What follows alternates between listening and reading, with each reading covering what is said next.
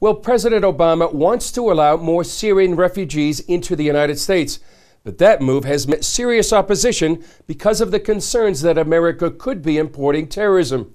Here's Dale Hurd with this look at the debate over Islam and immigration.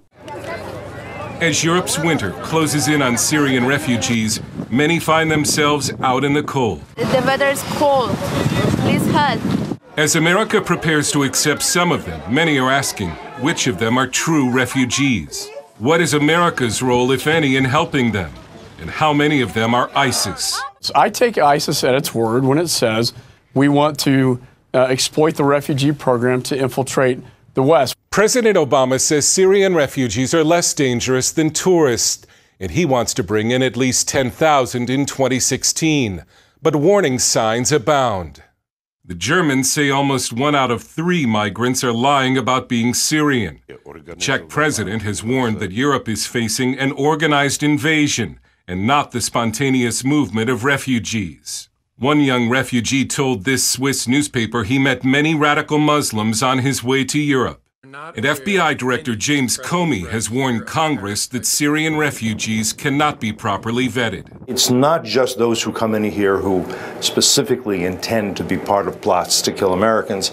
It's also those who may be most easily recruitable in the years to come. Clifford May, president of the Foundation for Defense of Democracies, says it would only take a few terrorists to get through.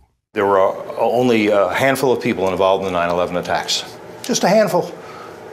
Is that okay? Are we willing to have a 9/11 attack every 1 year, every 3 years, every 5 years? Presidential candidate Donald Trump has called for a temporary ban on all Muslim immigration.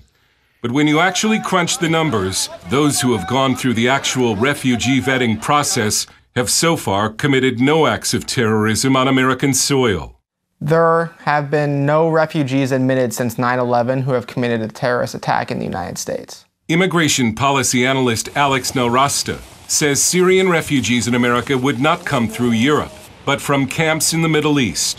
And very few would-be terrorists could make it through the refugee process. The first level of checks to the refugee system is done by the UN, where they reject 99% of applicants.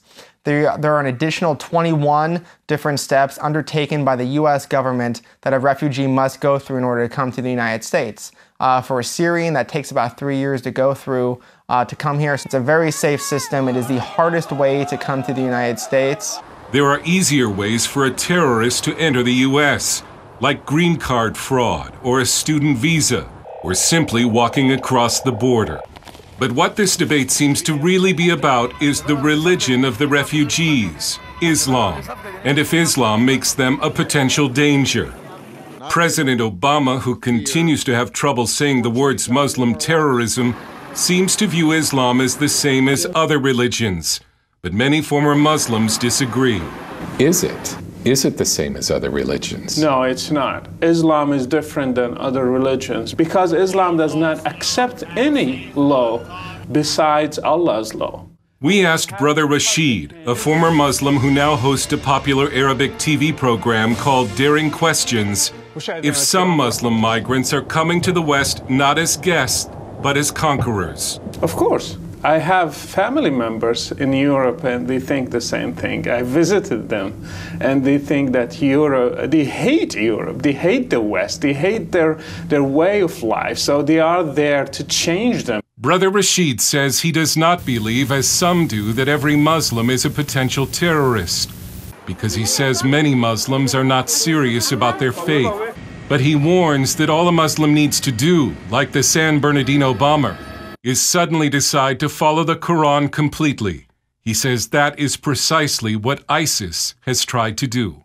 These guys are devout Muslims. They are not just a bunch of terrorists who did not understand Islam. All these guys understood Islam, studied it. Al-Baghdadi, the head of ISIS, is a PhD holder in Islamic studies, so he must understand Islam to get a PhD. There are more concerns about Muslim refugees. Polls show most Muslim countries are overwhelmingly anti-Semitic.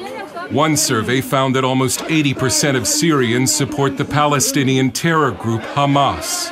Polls show most Americans overwhelmingly oppose accepting Syrian refugees. and over 30 states have refused to accept them. America is not only a land of immigrants, it is the most charitable nation on earth.